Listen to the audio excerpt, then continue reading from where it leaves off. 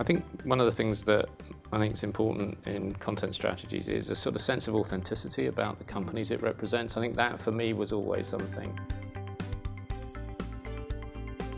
I do remember once a sort of old friend of mine who was very ambitious in his role turned to me and said, "I'm working very hard on being authentic," which was sort of actually a kind of, you know, almost a sort of moment in itself of sitting there going, yeah, okay, good luck with that one. But I think one of the things that I think is important, you know, we sit in this world where the corporate kimono is kind of wide open. There's no place to hide. Yeah.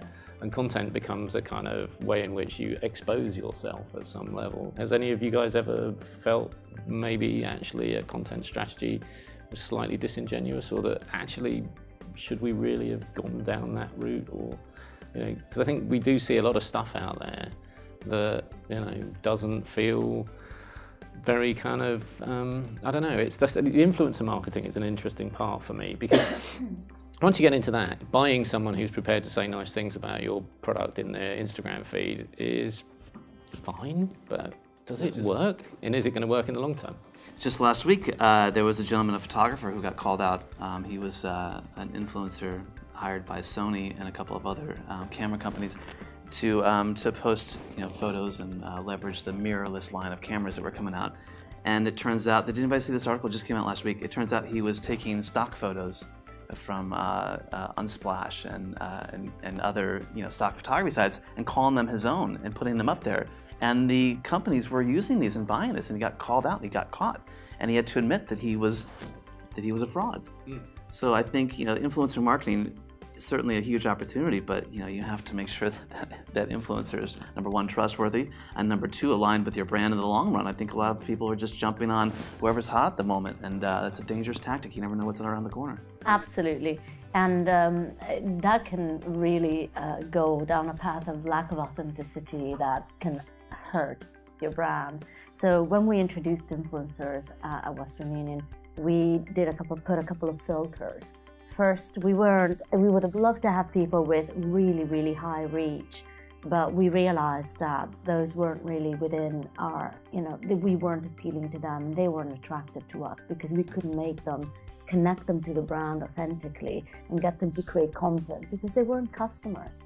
So we actually went down another path. We looked for really original content creators that were also real users of the product. And we found people who had slightly, well, much lower followership in some cases, but still good enough for our purposes, but whose content, whose personality, whose identities and stories were so in sync and in line with the brand, with the values of the brand, with how other people use the brand, but was still in the realm of being more aspirational to most people. And it's a fine balance. And I would say, personally, where there's a trade-off, we'll always go for quality. It means you need to push it with your own media a little bit more, but I think the damage of certain celebrities sponsoring your product and people knowing that's not really authentic, it's too big to take. But I think, you know, you've got trust in brands at an all-time low at the moment. So I think that there's a piece of, you know, you have to be a trusted brand, and that's through everything that you do. So we know that purpose-led organisations, you know, outperform those that are not purpose-led. And that is not just a tagline or a superficial sort of tagline at the top, but that's actually ingrained in your whole business around your values. So if you're not living your purpose through every manifestation, whether that's influencer brands, sponsorship strategies, etc., then, you know, you're going to come unravel quite quickly. And, you know, as we know, you can sort of break a brand quite quickly with the use of social media in today's world. So I think you've really got to keep that purpose at the core of everything that you do. And I think that's why it's really important to have a content strategy that ladders up to that purpose. So I think there is a habit of a lot of publishing without purpose. And so having a really designed content strategy where you do have kind of set criteria that really defines, you know, what kind of content that you're building and who you're going to be building it with, really helps them. It's not dissimilar to setting some criteria around your brand in building advertising. I think content marketing needs to really be in sync with the overall marketing advertising strategy and not be separate too. I think there's an integration requirement there, I think, to ensure we're not fragmenting the brand, but actually amplifying the overall story.